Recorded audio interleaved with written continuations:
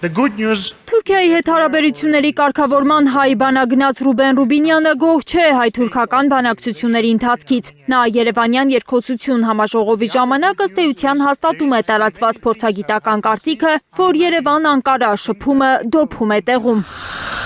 Ռուբինյանը հիշեցնում է, որ դեռ 4 տարի առաջ է սկսվել հայ-թուրքական հարաբերությունների կարգավորումը։ Ընդգծում այնպես չէ, որ առաջընթացներ չեն գրանցել։ Պայմանավորվածություններ են ձեռք բերել, թուրքական ավիաուղիները թռչում են Երևան։ Երեկ ստորագրել են Անիի պատմական կամրջի վերականգնման մասին արձանագրությունը, բայց we think that it's time Կարծում եմ ժամանակն է, որ դրական մեծ քայլերով առաջ գնանք։ Հայ-ադրբեջանական կարգավորումը առաջ է անցել հայ-թուրքական կարգավորումից, ինչը լավ է, բայց կարծում եմ, որ մենք ունենք պատմական հնարավորություն ավելի մեծ առաջխաղացում գրանցելու համար։ Հավանաբար Ռուբինյանն իր թուրք գործընկերոջը չնեղացնելու համար ավելի նրբորեն ձևակերպում է այն, ինչ Թուրքիայում ավելի բաց հայտարարել էր նրա ԿՊԱ-ական գործընկեր Ալեն Սիմոնյանը։ Նա ասել էր, որ Թուրքիան Ադրբեջանի գերին է, Բաքուն բանակցում է Երևանի հետ, բայց Անկարային բանակցել չի թողնում։ Արդյոք թուրք բանագնաց Սերդար Քլչի խոսքերը չեն հաստատում Սիմոնյանի միտքը։ Թուրք բանագնացն ասում է, որ չեն կարող կարգավորման գործընթացները առանձնացնել իրարից։ Չեն կարող հայ-թուրքական կարգավորման գործընթացն առանձնացնել ընդհանուր տարածաշրջանային կապակցվածության ջանքերից։ Միևնույն ժամանակ թուրք պաշտոնյան հայտնում է, թե Ռուբենի խոսքերը իր սրտից էին։ Ես շնորհակալ եմ Ռուբենին, նա ասաց գրեթե այն ամենը, ինչ ես ուզում էի ասել, ինչ մտքումս պլանավորել էի։ Բայց Քլչը չի ուզում թերագնահատվեն իրենց 4 տարվա ջանքերը, մեծ հաջողությունների են հասել։ Ասում է 2022-ին չէին պատկերացնի, որ 2026-ին այս կետում կլինեն։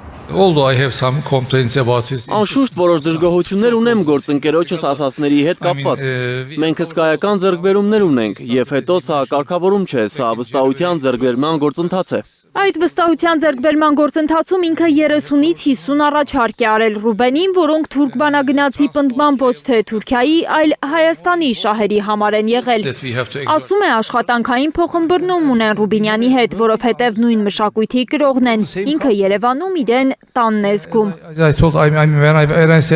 Երբ որ ասում եմ, որ Երևանում ինձ տանն եմ զգում, կեղծ խոսքեր չեմ ասում։ Մենք նման ենք մտածում, անգամ սնունդը, որ գնում ենք, նման է։ Շնորհակալություն եմ ուզում հայտնել Հայաստանի կառավարությանը, իշխանություններին այս հյուրընկալության համար։ Ընկերական միջավայրում ենք մեզ զգում, վայելում ենք հյուրասիրությունը։ Ընկերական միջավայր է նաև այս հարթակի վրա Ռուբինյանը վստահեցնում է, եթե մի հայ, մի թուրք, մի ադրբեջանցի ու Եվրամիության մի ներկայացուցիչ նույն հարթակում են, ուրեմն ամեն ինչ ճիշտ է ընթանում։ Բայց որ իրենց հաջողություններին հավատան նաև մյուսները, ապացույցներ են պետք, հայտարարում է Ռուբինյանը ու նորից կատակելով ակնարկում հայ-թուրքական սահմանի բացման անհրաժեշտության մասին։ Whenever I'm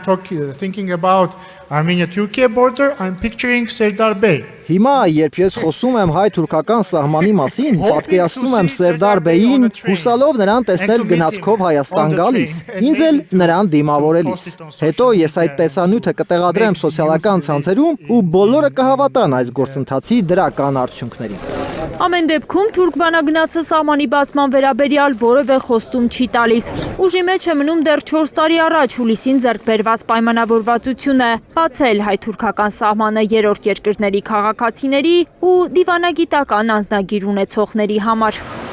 Լիլիթ Սարգսյան, Արմեն Ապրեսյան, Հայլուր։